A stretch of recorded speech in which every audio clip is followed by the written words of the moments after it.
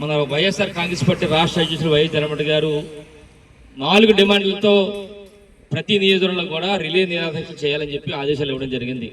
అందులో భాగంగానే మొన్న నాతవరంలో చేసాం, నిన్న గొలుగొండలో చేసాం, ఈరోజు మాకవరంలో చేసి ఎల్లుండు నర్సీపట్నంలో ఒక ర్యాలీ కార్యక్రమం చేయాలని చెప్పి నిర్ణయించుకోవడం జరిగింది. అయితే ముఖ్యంగా 4 డిమాండ్లు ఏంటంటే మనందరికీ తెలిసింది ఏంటంటే, ఏదైతే డిఎస్సిలో అక్రమాలు జరిగాయో వాటి మీద సిబిఐ ఎంక్వైరీ చేయాలని చెప్పి ఒక డిమాండ్. రెండోది, దానికి బాధ్యత వహిస్తూ విద్యాశాఖ మంత్రి నారా లోకేష్ గారు రాజీనామా చేయాలని చెప్పి రెండో డిమాండ్. మూడోది ఏంటంటే ఫీజు రిబేట్స్ బకాయిలు చెల్లించాలని చెప్పి మూడో డిమాండ్. నాలుగోది నిరుద్యోగ వృత్తి 3000 రూపాయలు చెల్లించాలని చెప్పి 4 డిమాండ్ల మీద ఇప్పటికే మరి కార్యాచరణ చేస్తాం. నిన్న కూడా చేయడం జరిగింది. మరి ర్యాలీలు కూడా చేస్తాం. రేపు రాబోయే రోజుల్లో కూడా దీనిపై కార్యాచరణ కూడా చేస్తారని చెప్పి పార్టీ అధ్యక్షులు కూడా చెప్పడం జరిగింది. అయితే ముఖ్యంగా మనం ఈ 4 డిమాండ్ల సంగతి అందరికీ తెలుసు. డిఎస్సిలో ఎన్ని అక్రమాలు జరిగాయో, ఎన్ని అవకతవకలు జరిగాయో అందరికీ తెలుసు. పూర్తి ఆధారాలతో సహా మన రాష్ట్ర పార్టీ వైఎస్ జగన్మోహన్ గారు పూర్తి ఆధారాలతో మొత్తం అన్ని కూడా ఏ విధంగా దోపిడీ జరిగింది, ఏ విధంగా అక్రమాలు జరిగాయి అన్నీ చెప్పారు. అయినప్పటికీ కూడా ఈ రోజు కూడా దానికి బాధ్యత వహిస్తూ నారా లోకేష్ గారు విద్యాశాఖ మంత్రిగా రాజీనామా చేయలేని పరిస్థితి. ఎందుకంటే ఇదే కేంద్రంలో నీట్ పేపర్ విషయంలో లీక్ అయితే దానికి బాధ్యత వహిస్తూ అక్కడ ఎవరైతే కేంద్ర విద్యాశాఖ మంత్రి గారు ఉన్నారో రాజీనామా చేశారు. మరి అదే కూటమిలో ఉన్నారు, వీళ్ళు ఎన్డీఏ కూటమిలో ఉన్నారు, ఈ తెలుగుదేశం ప్రభుత్వం కూడా, తెలుగుదేశం పార్టీ అంతా కూడా. మరి అక్కడ బాధ్యత వహించినందుకు ఇక్కడ ఎందుకు వీరు బాధ్యత తీసుకోరు, ఎందుకు రాజీనామా చేయాలని చెప్పి ఈ సందర్భంగా డిమాండ్ చేస్తూ, అందుకనే వెంటనే రాజీనామా చేయాలని చెప్పి విద్యాశాఖ మంత్రి నారా లోకేష్ గారిని డిమాండ్ చేస్తున్నాం. రెండోది, దీనిపై విచారణ సిబిఐ విచారణ కూడా జరపాలని చెప్పి రెండో డిమాండ్ చేస్తాం. మూడోది ఏంటంటే, ఈరోజు ఫీజు రిబేట్స్మెంట్ బకాయిలు ఈ 2 సంవత్సరాలు కూడా సుమారుగా రాష్ట్ర వ్యాప్తంగా 10,000 కోట్ల రూపాయల బకాయిలు ఉన్నాయి.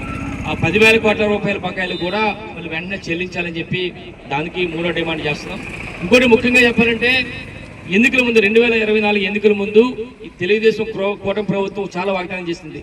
చాలా వాగ్దానాలు ముఖ్యంగా ఈ నిరుద్యోగుల గురించి చేసింది ఏంటంటే, ప్రతి సంవత్సరం కూడా 4 లక్షల ఉద్యోగాలు ఇస్తాం, 5 సంవత్సరాలు 20 లక్షల ఉద్యోగాలు ఇస్తామని చెప్పి వాగ్దానం చేశారు. అప్పటి వరకు కూడా నిరుద్యోగ వృత్తి 3000 రూపాయలు కూడా ఇస్తామని చెప్పి ఆ రోజు. అంటే చాలా మంది పాపం నిరుద్యోగులు అందరూ కూడా ఈ కూటమిలో వస్తే, చంద్రబాబు ముఖ్యమంత్రి అయితే మనకు 3000 రూపాయలు వస్తాయి, ఉద్యోగాలు వస్తాయని చెప్పి ఆశతో చాలా మంది ఓట్లేసి గెలిపించారు.